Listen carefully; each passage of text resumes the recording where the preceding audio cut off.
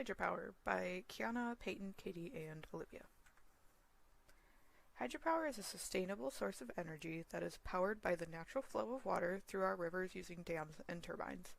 Hydropower has been used throughout history to power different kinds of mills and machinery. Throughout this PowerPoint, we will explain the basics of how our modern hydropower plants and dams work, and the pros and cons of using them. We will also be going over some more on the history of hydropower in our local cities and the impact they created. How does hydropower generate electricity? Hydropower generates electricity from the flow of moving water in large rivers. The energy that is generated can range from something called microhydros, which generates enough power for small towns, homes, and local businesses, all the way ranging to giant dams that generate enough electricity for millions of people. This power is made from a hydropower plant. The water is transported through pipes and used to turn giant turbines. The following water is kinetic energy, falling into mechanical energy. And when traveled through turbines, it is then converted into electrical energy. The video below explains in more detail how the water travels through the system. How much energy comes from hydropower in the United States alone? The United States uses a lot of hydropower. The country is surrounded by water and has many large rivers all over the country. There is a high value within the United States energy sector because hydropower is a low-cost and low-carbon renewable energy source. The energy sources being generated from water dams. Two of the biggest dams in the country are the Hoover Dam and the Oroville Dam. We will explain more about these dams later on. It also comes from, like I said, rivers. Over the past 65 years, from 1950 to 2015, hydropower has provided 10% of electricity in the United States alone. What portion of our global energy comes from hydropower? Hydropower is the oldest and longest sources of a low-carbon electricity, at 60% of renewable generation. According to Our World data, in 2020, hydropower is the largest renewable sources of electricity on the planet. It surpasses all of the other renewable energy sources by more than double of wind, which is the second most used, as we can see in the picture to the right. There's also a picture of the world map that shows that the United States uses a large amount of hydropower compared to many other countries, Asia being the highest.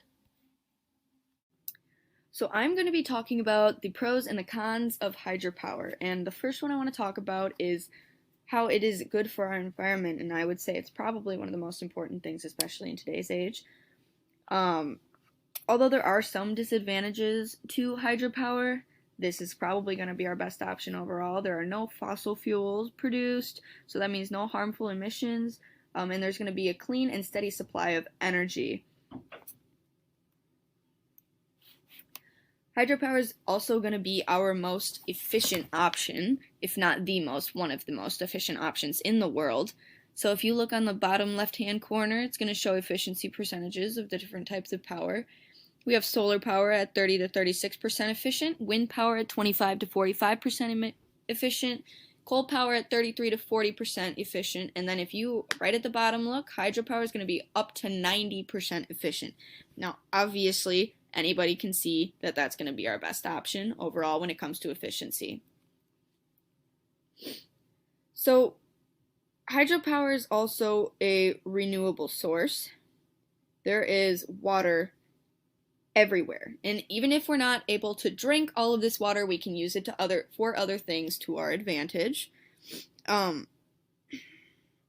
Because of the water cycle, it's a renewable source that will never run out, right? And we've learned about the water cycle in this class. We probably learned about the water cycle when we were in kindergarten. We understand it, and we understand from that it is a renewable source and we're not going to run out of water. And this is also a pro, not just because it's a renewable source according to the water cycle, but also because we can use hydropower for certain things, and then we can save other power sources for other uses and different things so that we can release the smallest amount of toxins into our air as possible.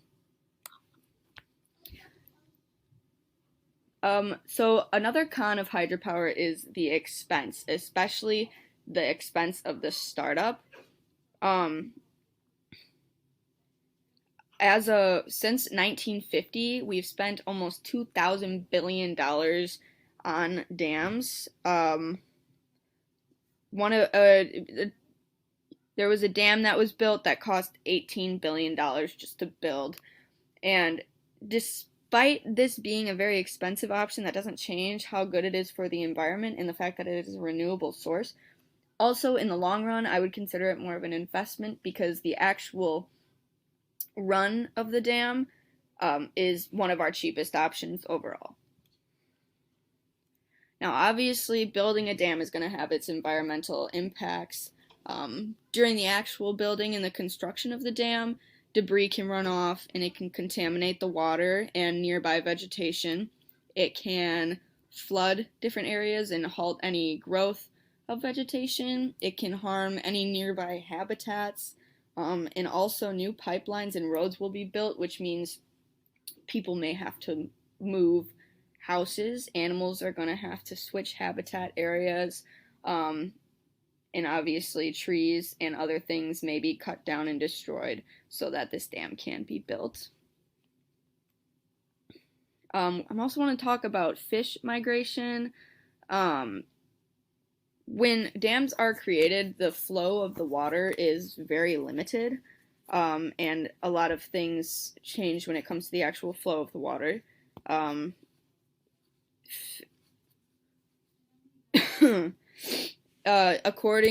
Because of this, fish are going to be able to work their way through the dam less efficiently, and it's definitely going to be more difficult for them to. So certain kinds of fish that have to transition from saltwater to freshwater aren't going to be able to, and this can decrease populations and sometimes even endanger certain species. So now I would like to talk about droughts. So obviously this is going to come into play when we're talking about hydropower. What if there's a drought somewhere, there's a dam, what happens then? Lower than normal water levels do have an impact on energy production, obviously. You obviously can't 100% completely everywhere around the world rely on water for energy in case of a drought. No water means no hydropower, because if we don't have water to move through that dam, there's not going to be any energy being produced. Now we're going to talk about the biggest dams in America. Number one is going to be Oroville Dam. It is 770 feet tall. Construction began in 1961, and the opening date, or the day that they allowed it to be used, was May 4th, 1968, which is a while ago for us, you guys. The length of this dam is 6,920 feet. If you just look, you can see how huge this is. And I do have another picture that's going to show the year that there was a dam break. You can hear. So this kind of shows how crazy big the Oroville Dam was. So what caused this break? So there was actually a break right in the middle, and it was caused by heavy rainfall. And fun fact, 180,000 people living downstream had to evacuate because of how intense the damage was. You can see how far the water's going and how crazy it looks. Very, very dangerous. Not safe for people to be around something like that. There's just another picture of it. You can see the dam break. It's obviously a little less intense here, but that up on the top area is the break.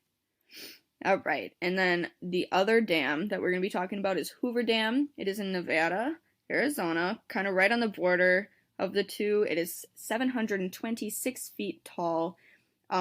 Construction started in 1931 and it opened on March 1st, 1936. Also another huge dam, obviously. Don't know if you can see, but those things right down there are cars right here. So it's just kind of crazy to compare the two.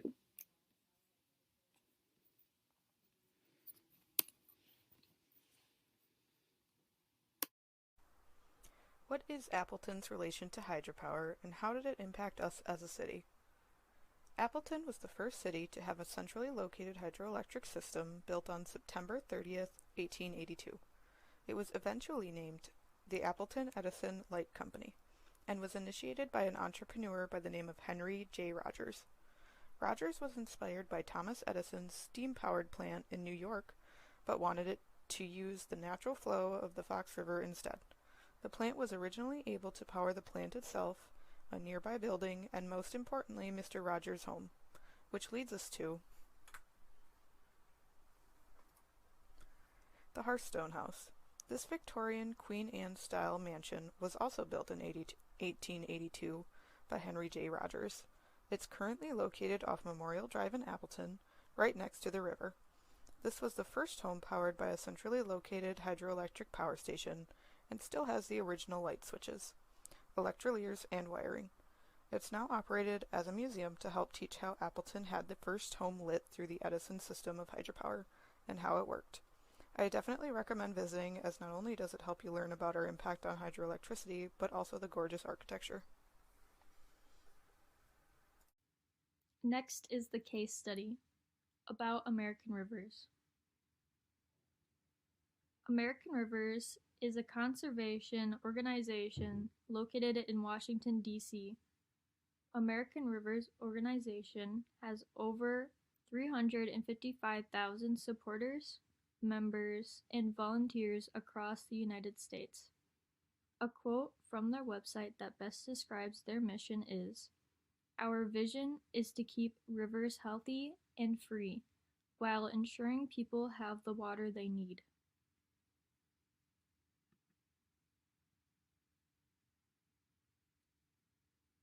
Why American rivers don't support dams. One reason American rivers do not support dams is dams alter habitat.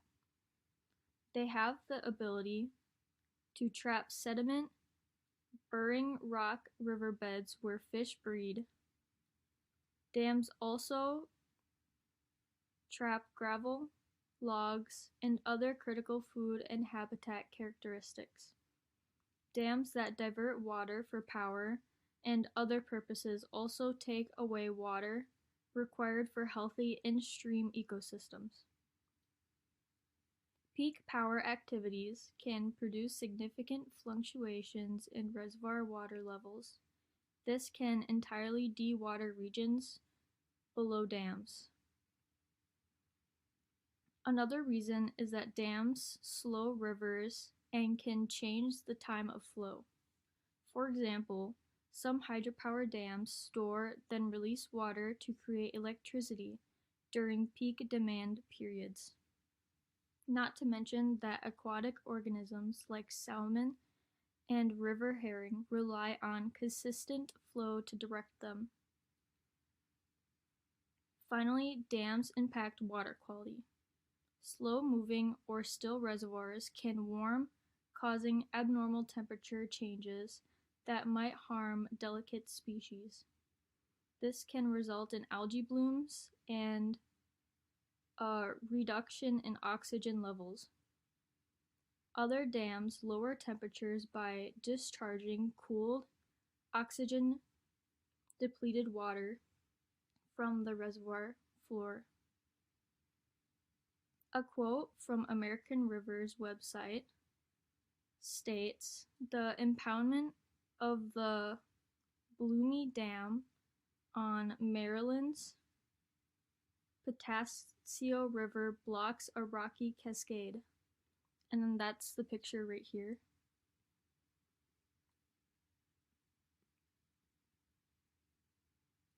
Finally, hydropower and issues contributing to climate change. When a forest is chopped down to make space for a dam and a reservoir, the trees that were there before are no longer there to absorb the carbon dioxide emitted by fossil fuels. Furthermore, decomposing vegetation beneath reservoirs can emit greenhouse gases that contribute to global warming. And lastly, I have a video from the American Rivers website I would like to share. Rivers not only flow through America, but through our lives as well. They connect us to each other, and also to nature. They give us clean drinking water, places to fish. They can help uncover our past, and allow us to define our future. A source of adventure and exploration, each one a legacy of their own. Whether they're weaving their way through busy cities, local communities, or wild forests, it's crucial to preserve their natural heritage and ensure clean water for future generations. Since 1973, American Rivers has helped to protect and restore more than 150,000 miles of rivers. Find your connection today at AmericanRivers.org.